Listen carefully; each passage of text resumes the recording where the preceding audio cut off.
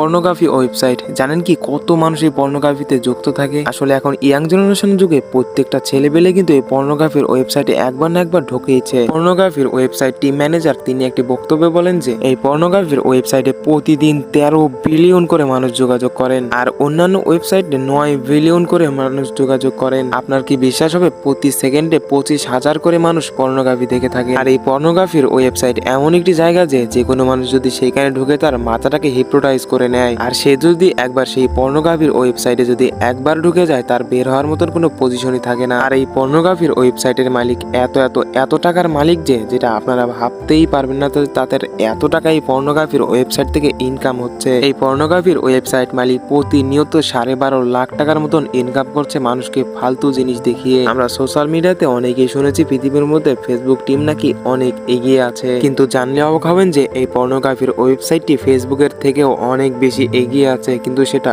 অনেক গোপনে। তো আমার আপনাদের কাছে একটাই রিকোয়েস্ট থাকবে, ভাই প্লিজ প্লিজ প্লিজ এই পর্নোগ্রাফি দেখা কিছু কিছু করে বাদ দিয়ে দিন। আপনি এই পর্নোগ্রাফি দেখে অনেকটা গুনাহ তো করছেনই, সাথে নিজের শরীরটাকেও নষ্ট করছেন। আমাদের ইসলাম শরীয়তে নিয়ম আছে যে হয়তো আল্লাহ তাআলা আপনাদেরকে এই পর্নোগ্রাফি দেখা থেকে মাফ করে দেবে, কিন্তু আপনার শরীরে যে ক্ষতিটুকু করে ফেলেছেন এটা কোনো সময় পূরণ হবে না। আর হ্যাঁ, যদি কোনো বাবা এই ভিডিওটি দেখে থাকেন অবশ্যই নিজের সন্তানদের উপর একটু সতর্ক বার্তা দিয়ে রাখবেন। তো যারা আমার ইউটিউব চ্যানেল থেকে দেখছেন অবশ্যই কিন্তু সাবস্ক্রাইব করবেন, আর পেজ থেকে দেখলে অবশ্যই ভাই ফলো করবেন।